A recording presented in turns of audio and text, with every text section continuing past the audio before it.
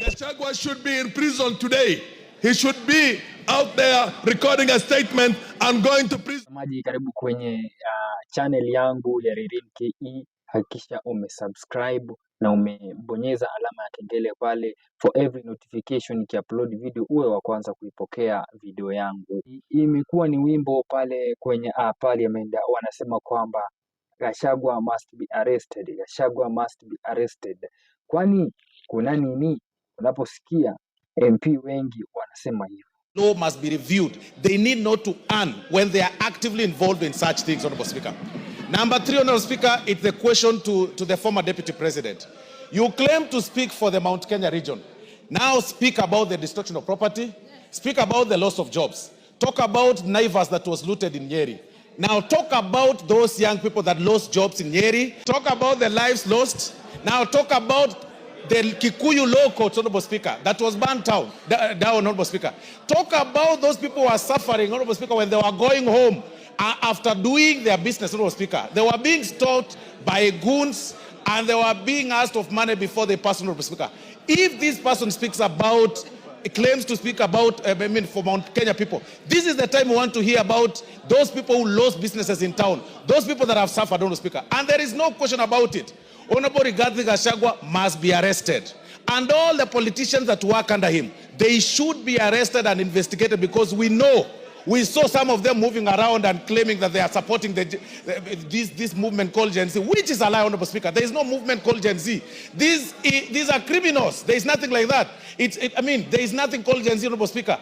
Those are people who are hiding behind a generation. It's the most despicable thing you can find, that a man is stepping on a police officer on her head. Honorable Speaker, there were criminals who attempted to get into State House girls. It is not William Ruto's children who go to State House girls. It is not Kimani Ichung'wah's daughters who are in State House girls. It is our children.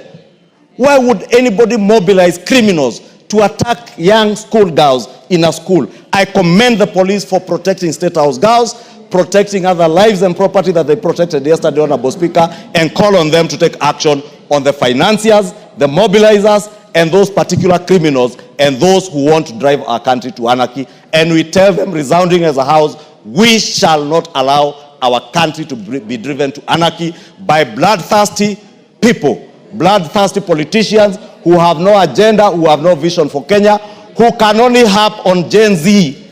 A Gen Z, a generation, they are neither a Gen Z, nor do they have children in their houses who are Gen Zs, Honorable Speaker. I have 2 Gen Zs in my house. I know what these children want. Those who are just harping on Gen Zs and riding on their wave, Honorable Speaker, are only trying to take advantage of a desperate generation of young Kenyans. Let us desist from doing that, Honorable Speaker. If you try to scale the boundary of the White House on 1600 Philadelphia Street, you'll be shot in the head. Immediately there are snipers out there to make sure that nobody scales that. When you have an ambition to go and occupy State House, you have occupied Parliament, you have burnt what they call the judiciary, Mr. Speaker, that is anarchy and chaos, and it is on the executive to make sure that the institutions are protected, the lives and properties of Kenyans are protected, and there is a rule of law. There is only one way of dealing with people who are lawless, and that is a very firm application of the law itself. Mr. Speaker, we don't want to have a failed state. If we continue with this kind of liberalism and the way things are happening right now, Gachagua should be in prison today. He should be out there recording a statement and going to prison and going to court. And so should be all those other. To pass my condolences to the family that they lost their children or their sons during yesterday protest, and also kwa wale waliopoteza